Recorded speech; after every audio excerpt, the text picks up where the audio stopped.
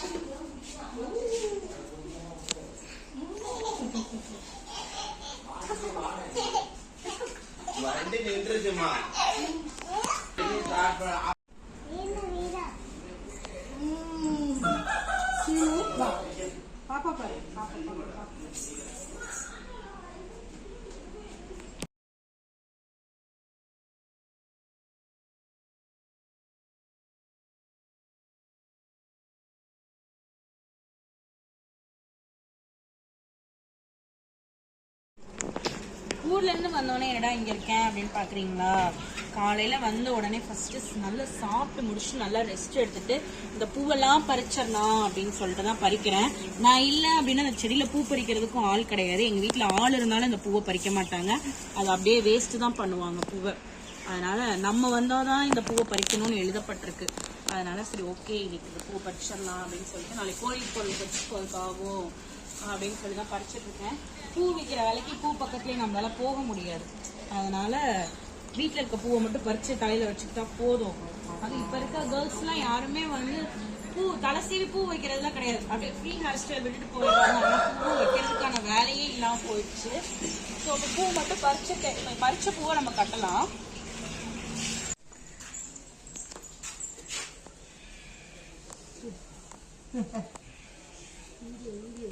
பூவெல்லாம் கட்டலாமா? அதுவும் இல்லாமல் எங்கள் அம்மா வேற நேற்று பறிச்ச பூ வேற அப்படியே இருக்கு. அது எல்லாமே மலர்ந்து போச்சு. இப்போ இது தனியாக கட்டுறோம். கட்டிட்டு எவ்வளோ பூ வந்திருக்குன்னு பார்ப்போம். இதை கூட கட்டாமல் என்னதான் பண்ணுவீங்களோ தெரியல. யாருக்கெல்லாம் வந்து ஜாதி பூ பிடிக்கும் அப்படின்னு சொல்லி கமெண்ட் பண்ணுங்க.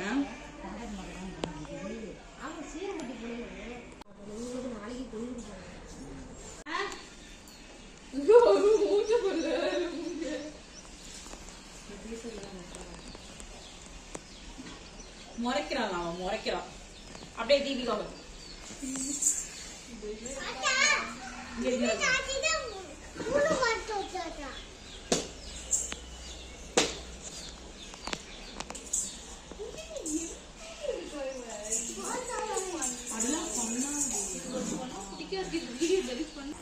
ஒரு பூவையே விட்டுட்டேன். ஏ பவ்யா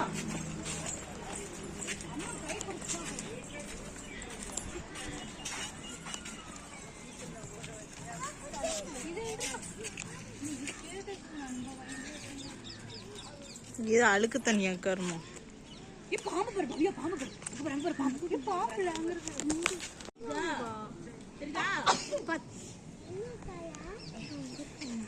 பச்சை கலர் ஊறுது. பாத்தீங்களா எவ்வளவு பாம்பு இருக்குன்னு. ஒரு தான் இருக்கு. உள்ள நுழையுது பாரு, சேருக்குள்ள நுழையுது பாரு. It is very very danger. Please safe. தெரியுதா இல்லையா பவ்யா? எங்க இருக்கு? இந்த இது நல்லா இருக்கு பாரு. அழுக்கு அழுக்கு தண்ணியா இருக்குது. வாய்க்கால் பார்த்தீங்களா எவ்வளோ மோசமான நிலைமையில இருக்கு. ஆனால் வியூ வந்து ரொம்பவே சூப்பராக இருக்கும். தண்ணி ஃபுல்லாக வந்துச்சுன்னா பார்க்கறதுக்கு நல்லா இருக்கும். இப்போ ஏதோ ஒரு 2 டேஸாக வந்து தண்ணி அடைச்சிருப்பாங்க போல இருக்கு. அதனால வந்துட்டு தண்ணி இப்போதான் வருது. இதுக்கு முன்னாடி ரொம்ப ட்ரையாக இருந்தது. நம்ம ஊருக்கு வரும்போதும் பார்த்தோன்னா தண்ணி இப்படிதான் இருந்துச்சு இல்லையா, சுத்தமாக தண்ணி இல்லை. நம்ம வாய்க்கால் எல்லாம் நடு சென்டரில் போய் நின்றுட்டு இருந்தோம். இப்போ பார்த்தோம் அப்படின்னா நான் கரெக்டாக ஊருக்கு வர டைம் தான் தண்ணி அடைச்சி போய் எடுத்து விட்டுருக்காங்க. இப்போ தான் தண்ணி வர ஆரம்பிச்சிருக்கு.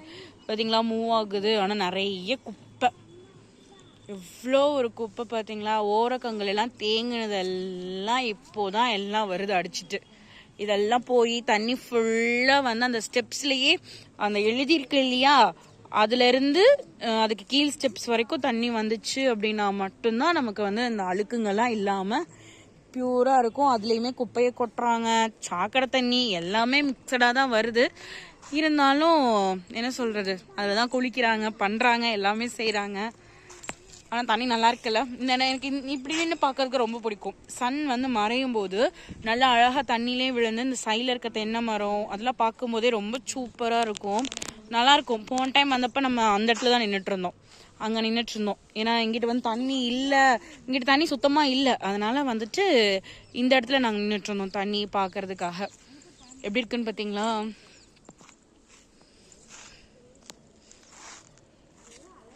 செம குப்பை இல்ல, தேங்கி நின்று குப்பையே செடியே முளைச்சிருச்சு இந்த இடத்துல. இப்போ தைப்பூசத்து கிடைச்சது தண்ணி. ஆனா கொஞ்சம் பாம்பெல்லாம் இருக்கும், பார்த்து கேர்ஃபுல்லாக தான் இருந்துக்கணும்.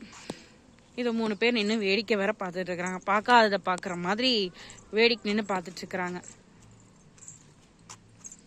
ரொம்ப தீவிரமாக ஆர்வமாக இருக்கிறது இந்த இங்கே ஒரு நடுவில் நிற்கிற ஆள் தான். பாம்புனா நார்மலாகவே ஃபோனில் அப்படி பாப்பா இன்ட்ரெஸ்டாக, அது எப்படி தலையை தூக்கிட்டு இருக்குது பாருங்களேன். ஒரு நிமிஷம் நல்லா காமிக்கிறேன், தெரியுதா. இந்த இடத்துல பாம்பு நல்லா அந்த இடத்துல இருக்கு இல்லையா, அங்க நிக்குது பாத்தீங்களா பாம்பு தலையை தூக்கிட்டு வருது பாருங்க. மூவ் ஆகுது பாத்தீங்களா. ஒரு பெரிய பையன் வரான், ஒரு சின்ன பையன் வரான். பாம்பு அங்க பாருங்க, அங்க பாம்பு பாறா, அங்க பாரு.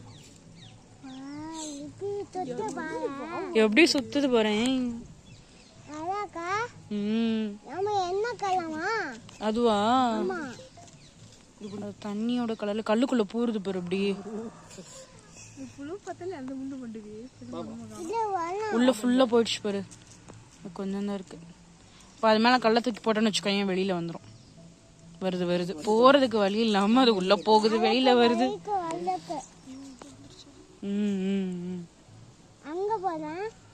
தலையை தூக்கிடுச்சு பாரு. இது என்ன பாம்புன்னு தெரியுமா? தண்ணி பாம்பு தான். இது கடிச்சா ஒண்ணும் ஆகாது, நீ இறங்கி போறியா?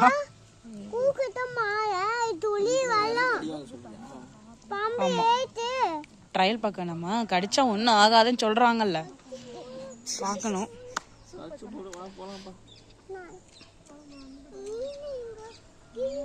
எங்க போச்சு பாம்பையே காணோம். இந்த அங்க நின்று எட்டி பாக்குது தலை, அந்த கிரீன் கலர்ல இருக்கல. வருது வெளியில தான் வருது. சரி வா, அதை டிஸ்டர்ப் பண்ண வேணாம், நம்ம வேலையை நம்ம பார்ப்போம். என்ன இந்த பாக்ஸ்ல இருக்குன்னு பார்த்தா மருதாணி, நல்லா ஃப்ரெஷ்ஷா இருக்கு. ஆக்சுவலா மருதாணி எல்லாருக்கும் பறிச்சுட்டு வந்தாங்க வைக்கலாம் அப்படின்ட்டு.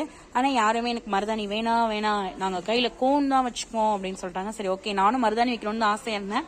அப்புறம் வேண்டாம் சரி கோனே வச்சுக்கலாம் அப்படின்னு சொல்லிட்டு, ரொம்ப நாள் ஆச்சா அதனால் அது போட்டுக்கலாம் அப்படின்னு சொல்லிட்டு எனக்கும் மருதாணி வேணான்ட்டேன். ஸோ அத்தை மட்டும் தான் வைக்கிறாங்க. நாளைக்கு கோவிலுக்கு போயிட்டு என்னெல்லாம் பண்ணுறோம் அப்படிங்கிறது நாளைக்கு வீடியோவில் பார்க்கலாம். அது வரைக்கும் பாய்.